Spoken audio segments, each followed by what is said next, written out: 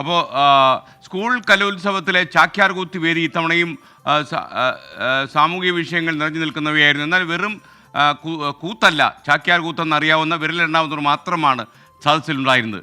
ചാക്യാർ ചരിത്രം കാണികൾ കണ്ടത് എങ്ങനെയാണെന്ന് അന്വേഷിക്കുന്നു ഞങ്ങളുടെ പ്രതിനിധി നിഖിൽ പ്രമേഷ് ഫ്രം പാലക്കാട് നിന്ന് കൊല്ലത്തെത്തി. സലീമേ, എന്താടാ പരിപാടി? എന്താ ഞാനൊരു സ്റ്റോറി ഷൂട്ട് കഴിഞ്ഞിട്ടിരിക്കുന്നു. നിനക്ക് ഷൂട്ടൊന്നുമില്ലേ? ഞാൻ ഈ ചാക്യാർ കൂത്തിനൊന്ന് പോയാലോ എന്നിങ്ങനെ വിചാരിക്കുമായിരുന്നു. ചാക്യാർ കൂത്ത് കിടിലാവും കേട്ടോ. ചാക്യാർ കൂത്താകുമ്പോൾ ഈ ഇപ്പോഴത്തെ സമകാലീന സംഭവമൊക്കെ പിള്ളേർ ആക്ഷേപഹാസ്യത്തിലേക്ക് കലർത്തി കിടിലായിട്ട് പിള്ളേർ കലക്കുന്നുണ്ടെന്നാ പറയുന്നത്. പിള്ളേർ തിമിർക്കും. ഒന്ന് പോയി നോക്കാം അല്ലേ?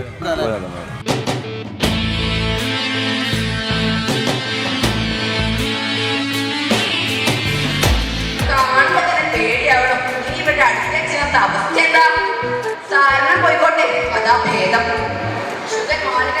നേരെ തട്ടേക്കറി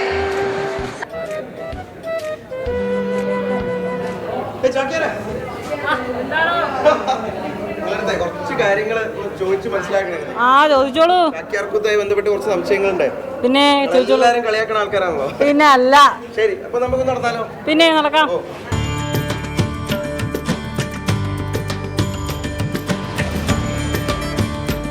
ചാക്യാരെ, അപ്പൊ എനിക്ക് ചോദിക്കാനുള്ള ഒന്ന് കൊല്ലത്തെ പറ്റിയാണ്.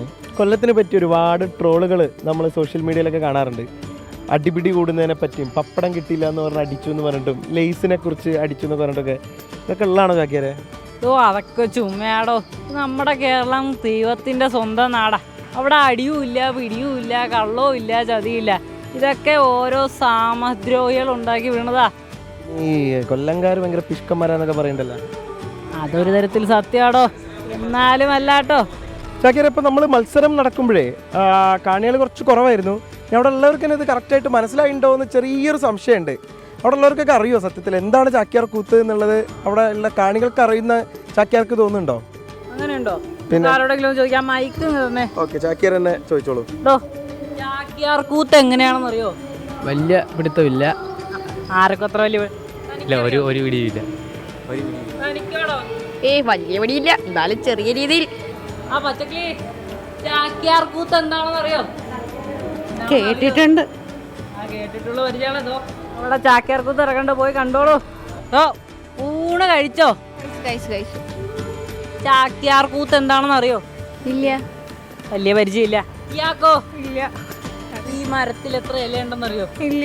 ഇവിടെ എത്ര കാറുണ്ടെന്നറിയോ? ഇല്ല. ഇവിടെ എത്ര കുട്ടികളുണ്ടെന്നറിയോ? ഇല്ല. ഒന്ന് പറഞ്ഞു.